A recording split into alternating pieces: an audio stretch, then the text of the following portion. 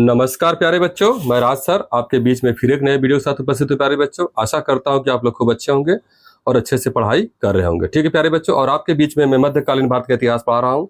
ठीक है, और मध्यकालीन भारत के इतिहास में जो 5 राजवंश है उसमें जो पहला राजवंश है गुलाम वंश जो है, उसको मैंने अच्छे से 2-3 वीडियो के अंतर्गत पढ़ा दिया है, उसको आप लोग देख लीजिएगा। ठीक है बच्चों, और जो इसके बाद जो दूसरा हमारा वंश शुरू होता है वह है खिलजी वंश। ठीक है, तो आइए इसको देखते हैं ध्यान से, बिल्कुल कंसंट्रेट हो जाइए और देखने का प्रयास कीजिए। ठीक है,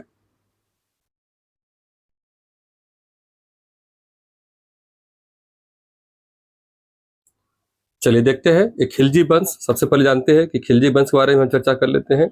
यह आपका दिल्ली सल्तनत का दूसरा राजवंश है प्यारे बच्चों। ठीक है, और खिलजी वंश जो है कि सबसे कम समय काल तक रहा है। जैसे देखिए कहाँ से शुरू होता है, ये 1206 से लेकर के 1290 के बीच में गुलाम वंश रहा है। 1206 से लेकर के 1290 तक गुलाम वंश। इसके बाद 1290 से लेकर के प्यारे बच्चों 1320 तक कौन सा वंश? खिलजी वंश। ठीक है, और ये कितने समय तक शासन काल अपना चला? ये आपका हो जाएगा बच्चों 30 वर्ष। कितना हो जाएगा?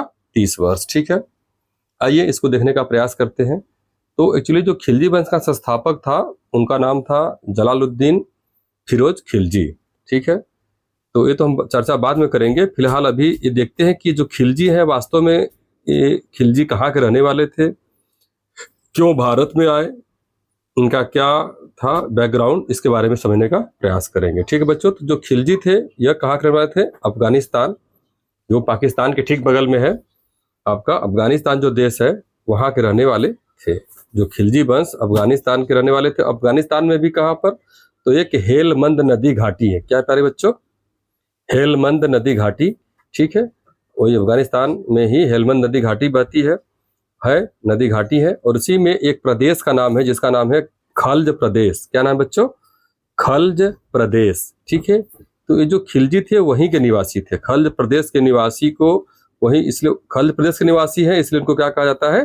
खिलजी कहा जाता है, खिलजी। ठीक है, तो ये जब वहां से चले थे अफगानिस्तान से या खल्ज प्रदेश से चले थे, तो ये स्थल मार्ग से इस तरीके से आए यहाँ पर, और ये भी पश्चिम की तरफ से ही आए स्थल मार्ग से आए। तो एक्चुअली यहाँ पर भारत में या दिल्ली में इनका आने का जो मेन उद्देश्य था वह क्या था बच्चों? रोजगार था। ठीक है, रोजगार के सिलसिले में यहाँ पर आए थे। आइए,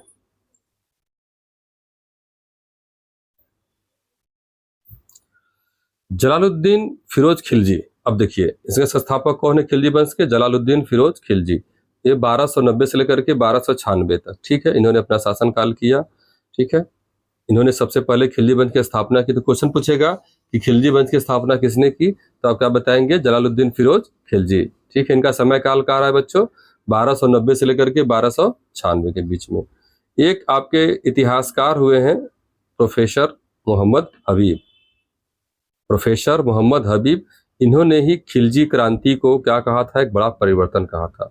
एक्चुअली मोहम्मद हबीब साहब के द्वारा खिलजी क्रांति को एक बड़ा परिवर्तन इसलिए कहा गया था कि बड़ा परिवर्तन कहने का मतलब यह है कि एक राजवंश जब चेंज होता है, क्या होता है? देखिए यहाँ पर 3 चीजों के मतलब बड़ा परिवर्तन किसी को आप कैसे कह सकते हैं? तो लगभग 2-3 बातें हैं जिसके कारण कि आप इसको एक बड़ा परिवर्तन कह सकते हैं। तो मोहम्मद हबीब ने, जो प्रोफेसर थे, उन्होंने क्या कहा कि एक तो सत्ता परिवर्तन हो रहा है, सत्ता परिवर्तन। जहाँ गुलाम वंश का सत्ता था उसके सुल्तान हुआ करते थे, तो अब एक तो सत्ता मतलब राजनीतिक।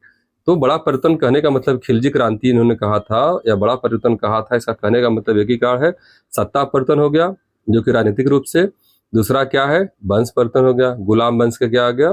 खिलजी वंश हो गया। और इसके बाद निरंकुशता। क्या है बच्चों? निरंकुशता। ठीक है, निरंकुशता मतलब बहुत निरंकुश होना, दया की कोई भी भावना न होना, उदार प्रवृत्ति का न होना, उसे क्या बोलते हैं? निरंकुशता। ठीक है, चलिए आगे देखते हैं।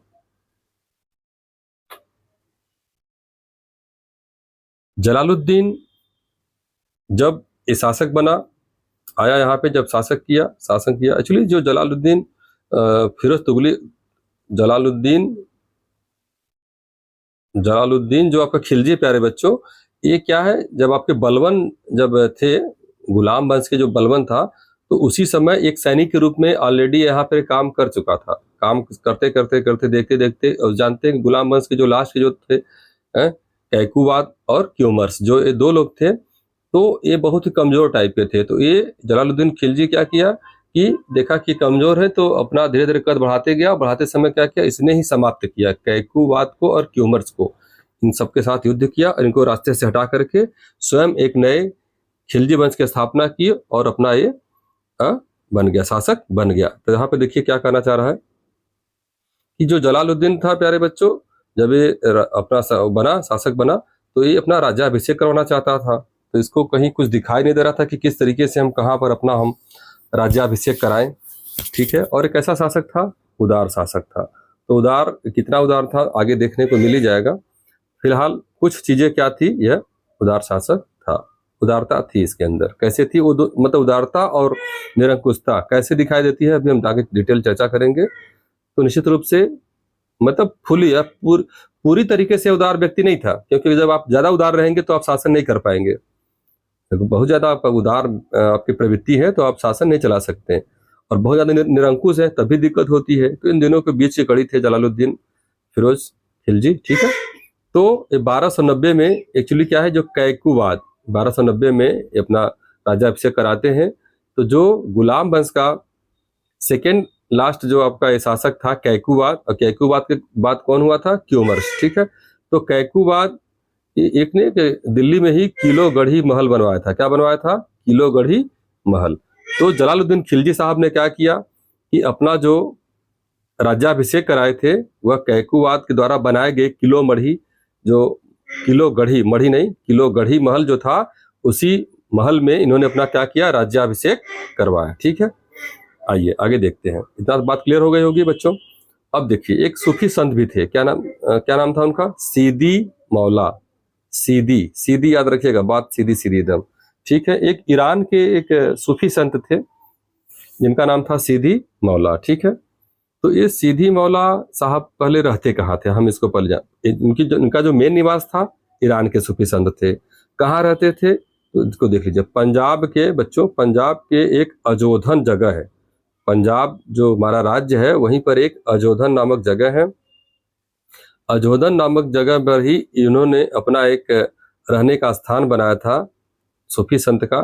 तो चलिए, जो सूफी संत जहाँ पे निवास करते हैं उनके रहने के स्थान को क्या बोलते हैं, खानकाह। क्या बोलते हैं बच्चों, यहाँ पर ध्यान से देख लीजिए, खानकाह।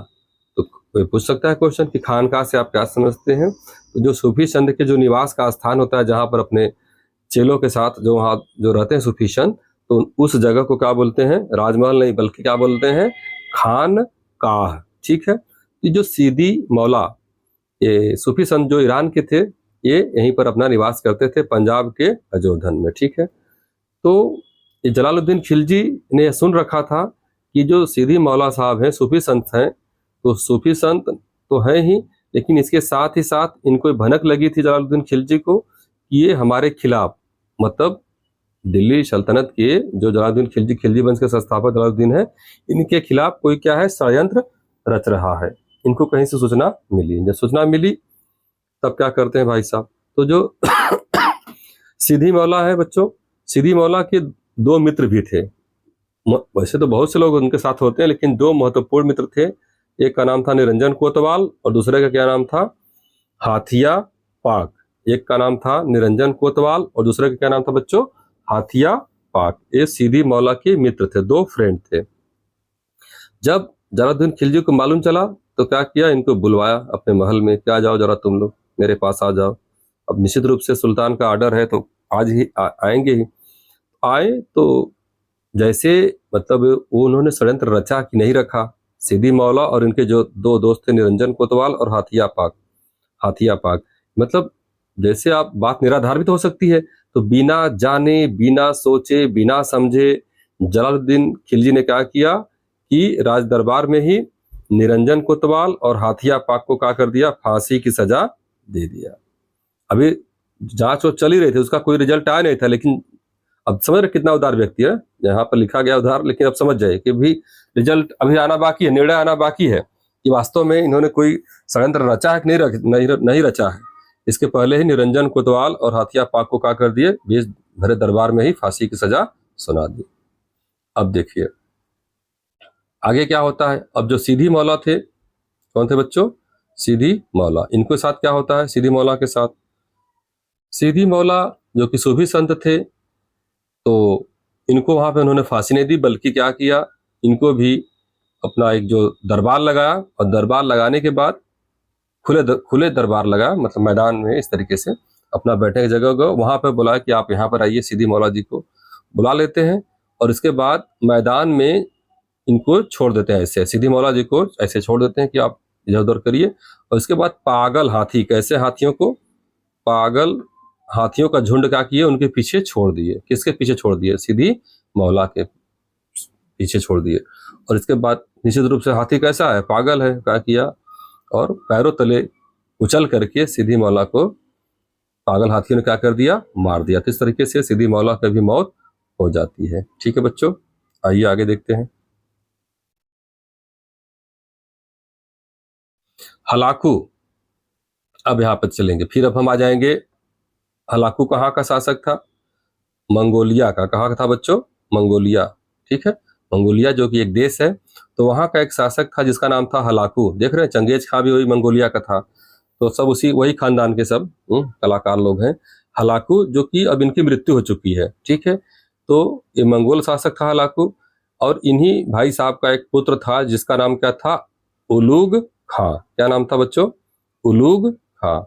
अब देखेंगे कि इतिहास में उलूग खां नाम, उलूग खां की जो उपाधि है कई लोगों को मिला हुआ था। इसके पिछले वीडियो में बताया हूं, आप कमेंट बॉक्स में लिख के बताइएगा कि उलूग खां की उपाधि, जैसे इसके पहले वीडियो में बताया हूं, तो बताएगा कि उलूग खां की उपाधि किसको किसने दिया हुआ था। ठीक है, आप बताएंगे। ठीक है बच्चों, तो हलाकू जो था, इसकी मृत्यु हो गई, और एक मंगोल शासक था, इनके पुत्र थे उलूग खां। ठीक है, और ये अपने आप को महान घोषित करते थे भाई साहब। ये क्या किए, ये अपना चल दिए, अपने लगभग कितने सैनिकों को ले लिए? 4000 सैनिकों को लेकर के ये भारत की तरफ कूच करना शुरू। भारत में कहाँ पे? दिल्ली की तरफ। ठीक है, ये दिल्ली की तरफ इन्होंने कूच करना शुरू कर दिया। चलो चलो चलते हैं, थोड़ा देखते हैं जरा सा क्या हालचाल है दिल्ली का। ठीक है, आइए दिल्ली पर आ जाते हैं। दिल्ली पर उस समय कौन है भाई साहब? जलालुद्दीन फिरोज खिलजी, ये बैठे हुए हैं वहां पर, दिल्ली में अपना शासन कर रहे हैं।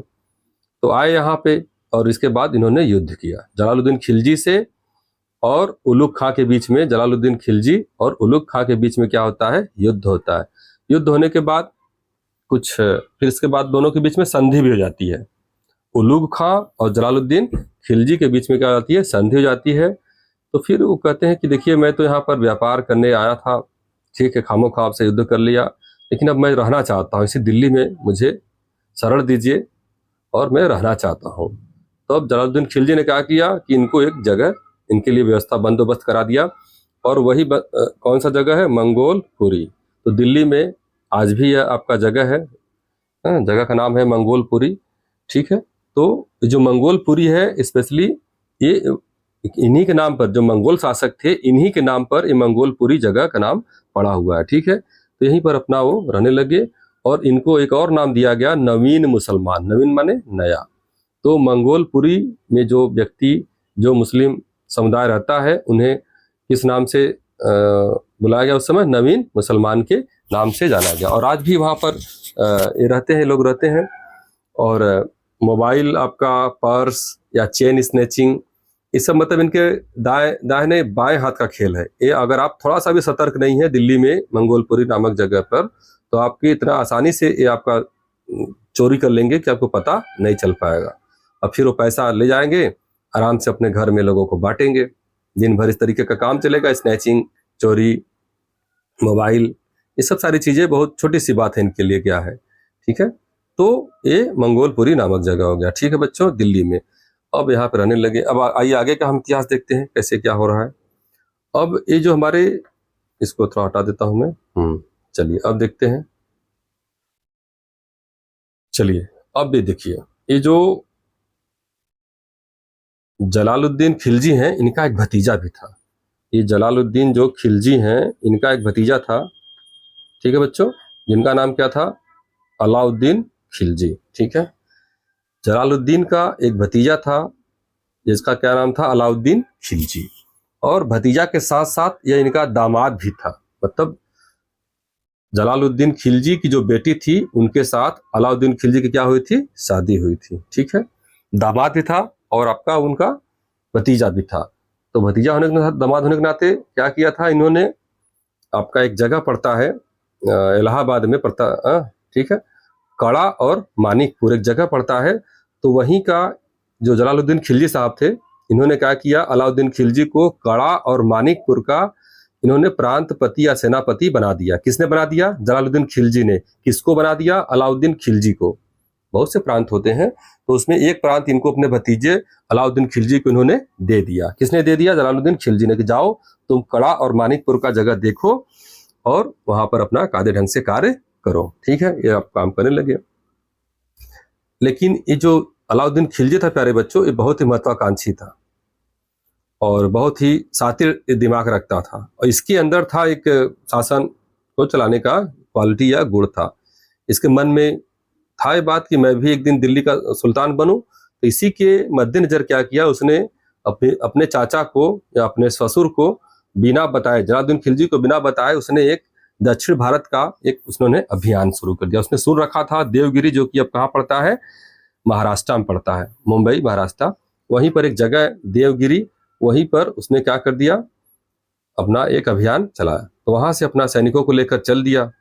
ये आपका दिल्ली है, दिल्ली के बगल में आपका देखिए ये आपका इलाहाबाद है, इलाहाबाद, यहीं पर आपका कड़ा और मानिकपुर पड़ता है। तो यहाँ से इसने अपना काफिला अपने सैनिकों को ले लिया, सैनिकों को लेकर यहाँ से अपने सैनिकों को लेकर के, यहाँ से अपने सैनिकों को लेकर के देवगिरी का अभियान शुरू कर दिया।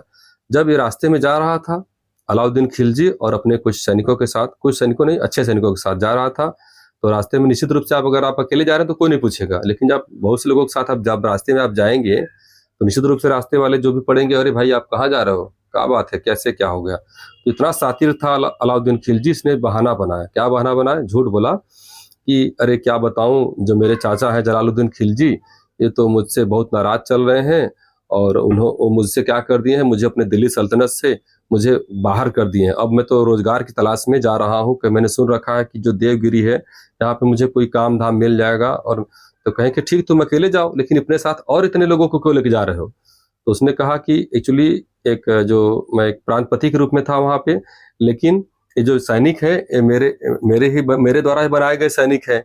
तो उन्होंने कहा कि नहीं, जो हमारे प्रांतपति या सेनापति की इज्जत नहीं, तो मैं भी साहब आपके साथ चलूंगा, अपना रोजगार की तलाश में मैं भी आपके साथ चलता हूँ। तो इस तरीके से उन्होंने झूठ बोला और रास्ते भर में जितने भी लोग मिलते थे, झूठ बोलते हुए कहाँ पहुंच गया वह, देवगिरी। और जैसे ही देवगिरी पहुंचा अलाउद्दीन खिलजी, देवगिरी पहुंचने के बाद तबाही शुरू कर दिया। वहां पर मार काट अपना जो भी है सब किया। करने के बाद वहां से खूब धन दौलत सोना चांदी सब कुछ क्या किया, इकट्ठा किया। इकट्ठा करने के बाद फिर वापस वो चल दिया। वापस आने लगा तो आपका एक जगह पड़ता है चंदेरी। क्या पड़ता है, मध्य प्रदेश में पड़ता है चंदेरी।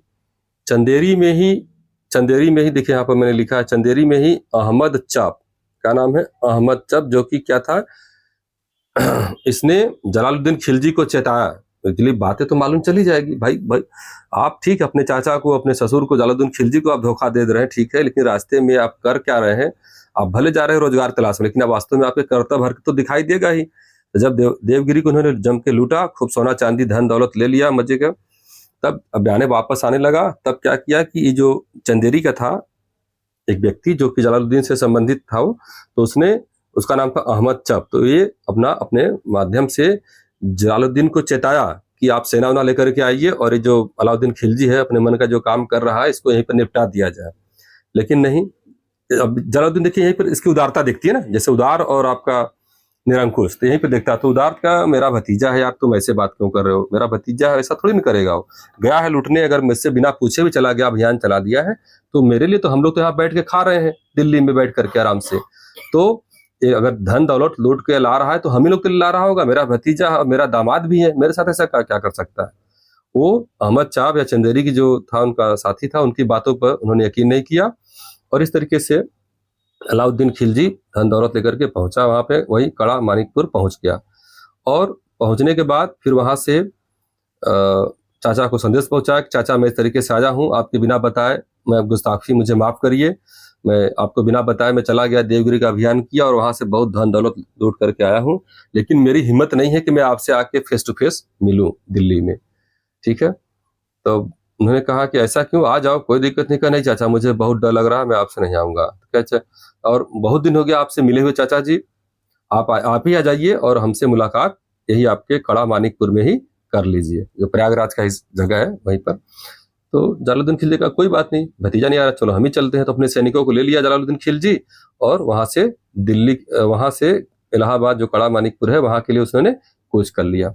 आते आते रास्ते में फिर इसके अलाउद्दीन खिलजी बहुत ही साथी था, वो बीच में भी अपने गुप्तचर वगैरह रखे हुआ था। तो वो गुप्तचर के द्वारा मालूम चला गया कि नहीं, अपने जलालुद्दीन खिलजी अकेले नहीं आ रहा है, बल्कि अपने साथ कई साथियों को, कई सैनिकों को लेकर के, अपनी फौज लेकर के आ रहा है।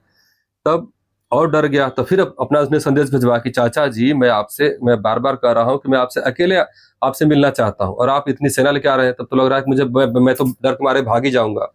तो अगर आप इस तरीके से मुझसे मिलने आएंगे तो मैं कड़ा मानिक को छोड़ करके कहीं और चला जाऊंगा, आप मुझे खोज भी नहीं पाएंगे। तब उनको लगा अच्छा ये बात है, तो अपने सैनिकों को वहीं पर रोक दिए, बीच रास्ते में ही।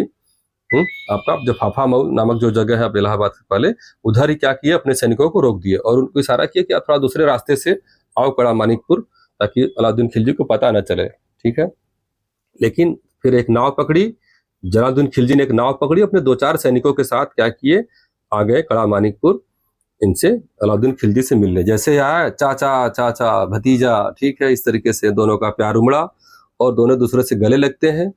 और गले लगते ही पहले से जो तय कर रखा था अलाउद्दीन खिलजी ने, अपना इशारा कर दिया, और जैसे इशारा कर दिया अलाउद्दीन खिलजी ने, उसके जो थे पहले से जो ट्रेंड रखा हुआ था अपना व्यक्ति, जलालुद्दीन खिलजी का क्या किया, सर कलम कर दिया, अलग कर दिया। और इतना करने के बाद क्या किए कि एक जो भाला होता है, भाला में अपने चाचा के सर को ऐसे उसमें ऊपर की तरफ ऐसे करके बांध दिया, उसको मतलब सर के ऊपर लटका दिया, और चारों तरफ कड़ा मानिकपुर में ये घुमा कर बता दिया, घूम घूम के जा कर के देख लो कि मैं अब आज से दिल्ली का सुल्तान मैं हूं।